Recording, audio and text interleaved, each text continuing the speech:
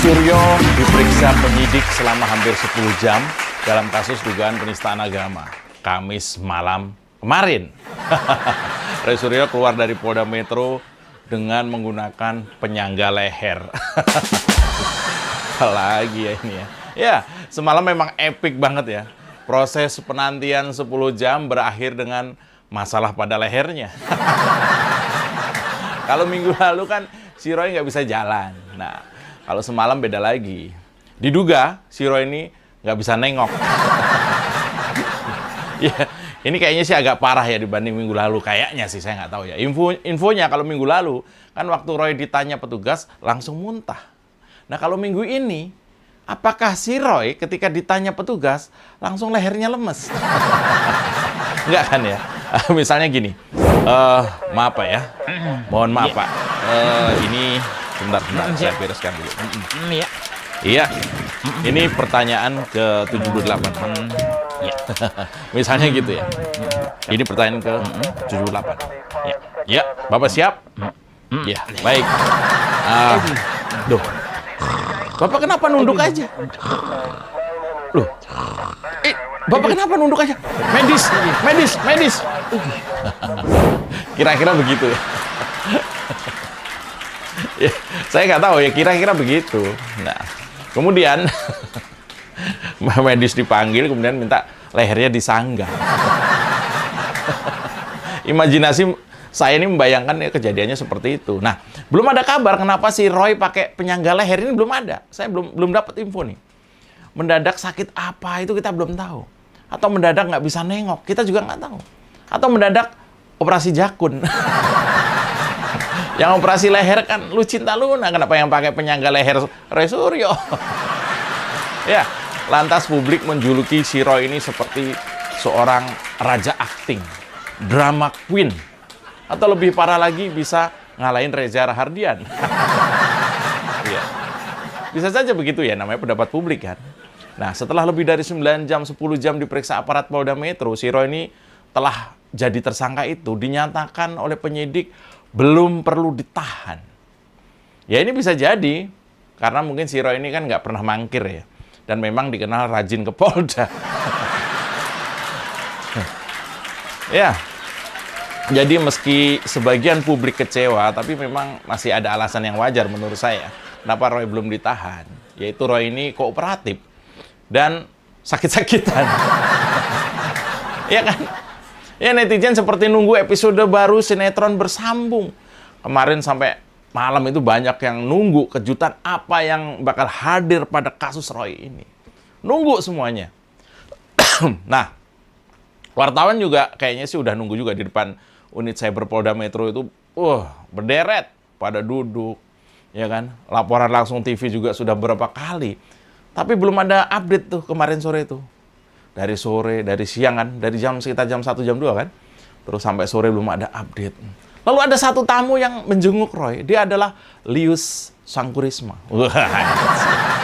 Satu-satunya figur yang simpati pada Roy. Cuma satu orang. Pada kemana itu yang biasanya kenceng banget ya kalau ada kasus penistaan agama itu. Waduh, mereka tuh yang paling semangat. Tiap hari ada di sosial media, ada di TV, ada di jalan. Ya kan? Tapi kemana itu? Kelompok 212, Novel Bakmumin, mantan FPI, geng Petamburan. Sunyi. Kalau koperasi 212 kan udah jelas ya lagi pada tiarap. Tiarap apa goleran? Biasanya sih kalau habis kenyang, makan, itu emang ngantuk dan pengennya tiduran aja. Kenyang lah ya 10 miliar. Iya. Itu ACT ya, besok kita bahas lah yang itu ya. Apalagi hari ini kabarnya tersangka dari ACT itu bakal diperiksa lagi. Nah, apakah kali ini akan ada yang nginep? Iya, ya biasanya tuh kalau hari Jumat dipanggil atau diperiksa itu nginep biasanya. Tapi saya nggak tahu. Waktu saya ngonten ini sih belum ada kabar dia ditahan atau belum ya. Nah, bisa jadi ya kata Roy ya. Untuk diperiksanya hari Kamis. Jadi nggak kena kutukan Jumat keramat kan biasanya kalau di KPK tuh Jumat dipanggil atau dijemput pasti nggak pulang lagi gitu ya. Nah, kita nggak tahu nih ACT, nanti kita lihat. Nah, si Roy ini setelah minggu lalu keluar dari Polda Metro lalu pakai kursi roda, semalam beda lagi, Bos. Keluar Polda Metro pakai penyangga leher. Ini kenapa setelah statusnya jadi tersangka, Roy Suryo itu sekarang kok jadi kayak nyambi jadi salesnya alat kesehatan ya. Lalu riuh. Lagi-lagi netizen riuh berkomentar. Setelah semalam Roy kembali memakai benda yang menunjukkan dia sakit, netizen udah nggak terlalu percaya lagi sama Roy. Ya memang selama ini sih nggak percaya sih. Ya karena keluhan pada minggu lalu itu sebenarnya nggak ada hubungannya sama leher. Masih ingat kan minggu lalu Roy itu tuh dikabarkan ngantuk, capek dan nggak bisa jalan. Ya minimal kalau mau dikasih penyangga itu penyangga mata atau penyangga perut gitu. Kenapa jadi leher? Atau misalnya dari kursi roda itu turun jadi krek gitu ya, yang dari kayu, dari apa? Yang untuk di kanan kiri itu ya, itu masih masuk akal. Atau dari kayu penyangga supaya bisa jalan misalnya, atau tongkat atau sepatu roda lah gitu ya. Jadi ada hubungannya gitu. Karena si Roy ini nggak ngomong apa-apa lagi, aksi diam lagi. Padahal biasanya gacor banget loh si Roy ini, ngomong mulu. Ya maka yang berkembang adalah asumsi. Kenapa semalam setelah pemeriksaan di Polda itu si Roy pakai penyangga leher? Ada yang bilang itu karena Roy lehernya jenjang. Apaan sih? Emang Luna Maya? Ada juga yang bilang itu karena si Roy dalam proses hijrah. Karena hijrah jadi puasa bicara, puasa sosial media. Dia hanya akan berkata yang baik-baik saja. Makanya Roy sekarang diem terus. Ya. Ada yang bilang Roy sedang berguru kepada Setia Novanto. Aduh, ada-ada aja ya. Ada-ada aja nih komentar netizen. Tapi ya, yang saya paling tertarik adalah analisa bahwa kenapa Roy pakai penyangga leher? Itu adalah sebuah perlambang, sebuah kode, sebuah sindiran yang halus. Bahwa kita ini sebagai manusia nggak akan lepas dari yang namanya penyangga, penopang, dukungan, support, motivator, dan tentu saja vibrator. Ya, maksud dari vibrator itu adalah alat untuk menggetarkan. Ya, dalam konteks ini adalah alat untuk menggetarkan hati. Media untuk introspeksi diri. Jadi media atau alat yang mampu menggetarkan hati itu namanya vibrator. Ya, sama lah ya. Apakah vibrator itu termasuk alat kesehatan? Ya menurut saya vibrator itu adalah bagian dari alat kesehatan. Karena kalau pakainya kompresor itu jadi alat kesakitan. Saya makin ngelantur nih ya. Begini maksudnya. Ya menurut saya, baik kursi roda maupun alat penyangga leher yang digunakan oleh Roy itu adalah sebuah petunjuk, sebuah perlambang, sebuah kode atau sebuah satir yang ditujukan kepada kita ini. Nah, asik ya.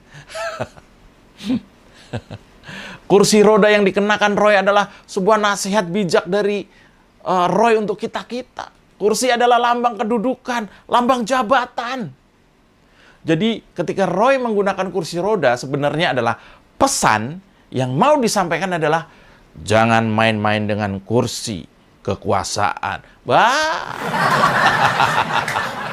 Luar biasa ya.